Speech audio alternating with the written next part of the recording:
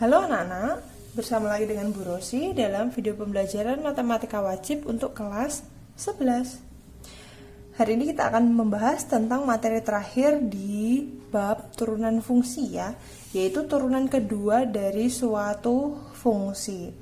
Kalau kemarin kita sudah belajar tentang konsep dasar turunan. Turunan itu kalau diturunkan itu kan dia namanya turunan pertama. Kalau misalnya dalam turunan pertama itu kita turunkan lagi, dia menjadi turunan kedua, diturunkan lagi menjadi turunan yang ketiga dan seterusnya. Nah, jadi itu sebenarnya dia hanya dari turunan diturunkan lagi gitu. Kita tidak perlu ada rumus lain yang harus kita gunakan.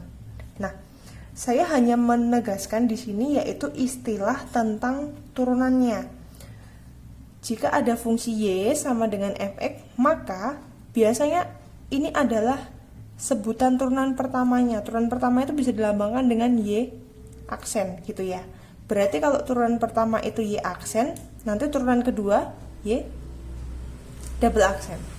Berarti turunan ketiganya adalah y triple aksen 1, 2, 3. Nah, itu artinya turunan yang ketiga. Atau terkadang juga ada istilah namanya dy per dx, sering dengar ya, dy per dx. Ini artinya turunan fungsi y terhadap x. Ini kan y, ini kan fungsinya dalam x, jadi dia turunan fungsi y terhadap x yang diturunkan x nya gitu. Kalau turunan keduanya berarti turunan kedua berarti d kuadrat y dibagi dx kuadrat. Nah, itu dia.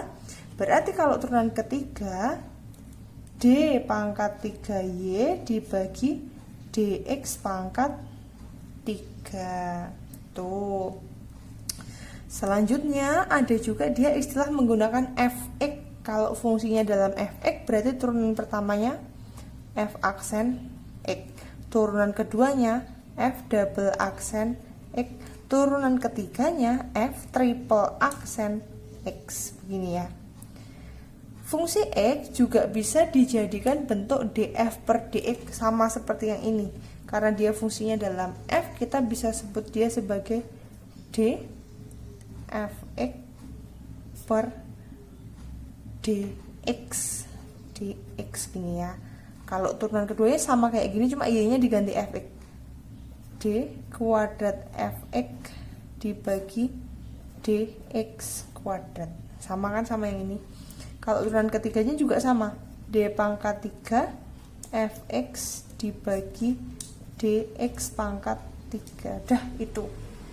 Saya hanya menekankan tentang istilahnya saja ya, daripada nanti bingung, karena beberapa siswa menanyakan dy per dx itu apa toh Bu? Sama aja, dia adalah turunannya. Oke. Nah, untuk turunan kedua, turunan ketiga, turunan keempat ini biasanya digunakan dalam rumus fungsi turunan yang sudah kalian akrab, yang sering digunakan dalam materi fisika, yaitu tentang panjang lintasan, kecepatan, dan percepatan. Ini dia. Nah, ini dia. Panjang lintasan, kecepatan, dan percepatan. Kalian juga sudah mengenalnya di materi fisika ya. Panjang lintasan itu lambangnya S, kecepatan itu V, percepatan A, dan waktu itu sendiri lambangnya adalah T. Jadi ternyata dalam fisika itu kan menggunakan matematika ya. Nah, panjang lintasan itu kalau diturunkan, panjang lintasan kalau diturunkan menjadi kecepatan. Kecepatan kalau diturunkan menjadi percepatan. Percepatan kalau diturunkan menjadi waktu. Artinya, kalau misalnya si panjang lintasan ini dia sebagai y, berarti kecepatan itu y aksen, percepatan itu y double aksen, dan waktu itu sendiri adalah y pangkat y triple aksen itu. Nah, ini kalau misalnya yang diketahui panjang lintasan x misalnya, mencari kecepatannya berarti diturunkan sekali. Kalau yang diketahui panjang lintasan, yang ditanyakan percepatan berarti diturunkan 2 kali. Lah kalau yang ditanyakan waktu berarti diturunkan 3 kali. Begitu ya. Nah, langsung saya pakai contoh soal.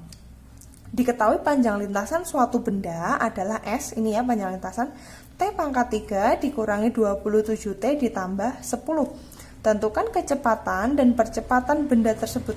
Kecepatan dan percepatan. Kecepatan dan percepatan gimana itu?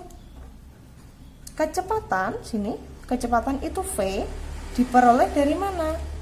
Turunan pertama dari panjang lintasan. Panjang lintasan kalau diturunkan menjadi kecepatan, berarti V itu sama dengan S aksen. Berarti berapa? S aksennya berapa? Ini ya, 3 T pangkat 2 dikurangi 27. Ini dia kecepatannya. Kemudian percepatannya berapa? Percepatannya itu berarti turunannya dari V. Iya betul. Turunannya dari V. V aksen atau A itu boleh disebut sama dengan turunan keduanya dari S. Berarti tadi S aksen kan ini, berarti diturunkan lagi menjadi 2 kali 3 6 T. Oke, nah itu dia kecepatan percepatan. Jika nanti ada pertanyaan tambahan, berarti waktunya berapa? Waktunya T berarti turunan dari A, berarti berapa? 6. Oke, itu dia kalau pertanyaannya ditambahkan suruh menentukan waktunya. Nah, ini tadi panjang lintasan dalam S kalau diturunkan menjadi kecepatan, kecepatan diturunkan menjadi percepatan, percepatan diturunkan menjadi waktu. Nah, jadi menurunkannya beberapa kali.